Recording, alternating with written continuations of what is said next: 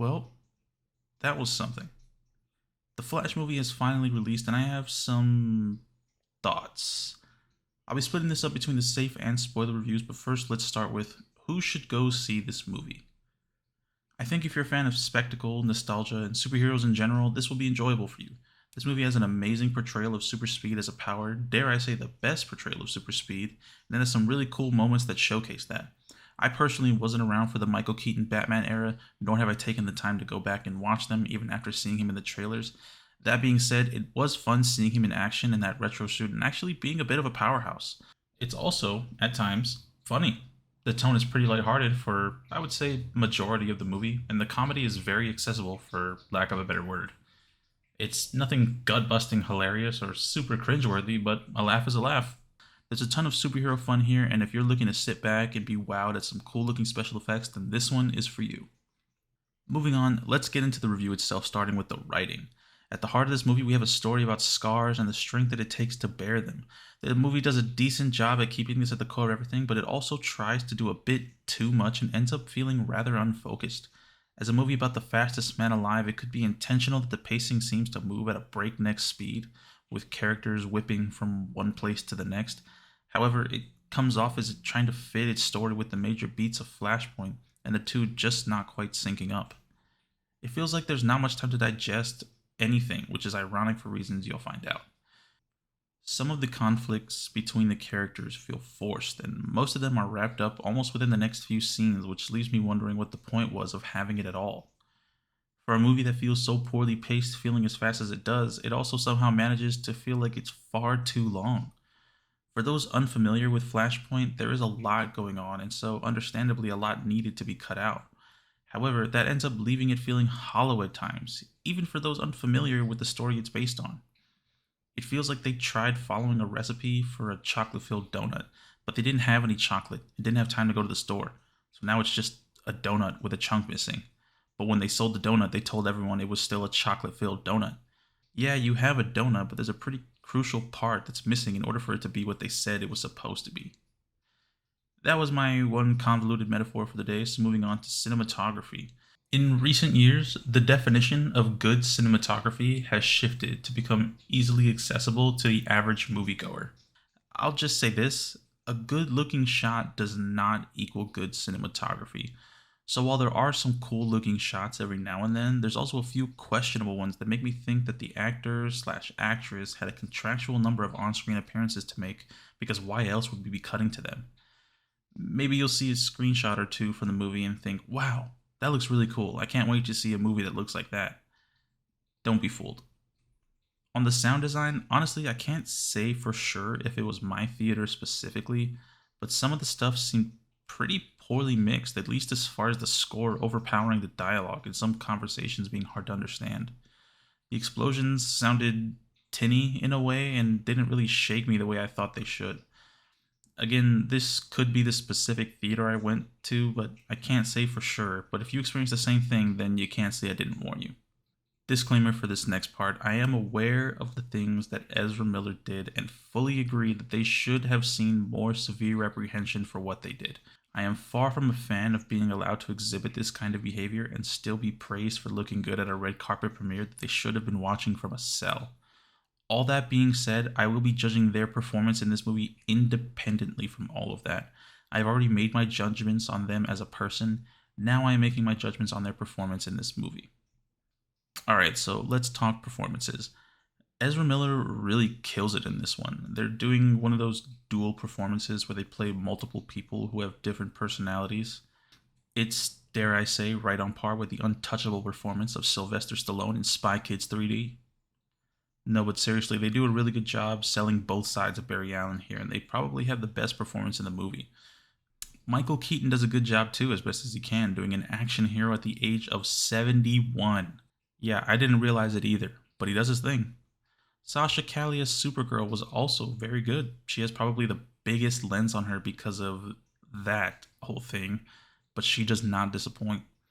That's the positive, and now it's time for the negative because just about everybody else in this movie feels like they kind of phoned it in. Not to say that any of it is overtly bad, it just feels like they had to be dragged to set and just read the script off a teleprompter. Don't get me wrong, I don't expect some Oscar-worthy performances from a comic book movie, but I at least want to feel immersed in the world and not like I'm watching Ben Affleck do a voice. Okay, now we're moving into spoiler territory, so if you're going to see it, then get out of here. But if not, then let's move along. Okay, so for those unfamiliar with Flashpoint, Barry's mom is killed by the Reverse Flash, who does not appear at all in this movie. Maybe he's referenced in some obscure frame, but other than that, he isn't here.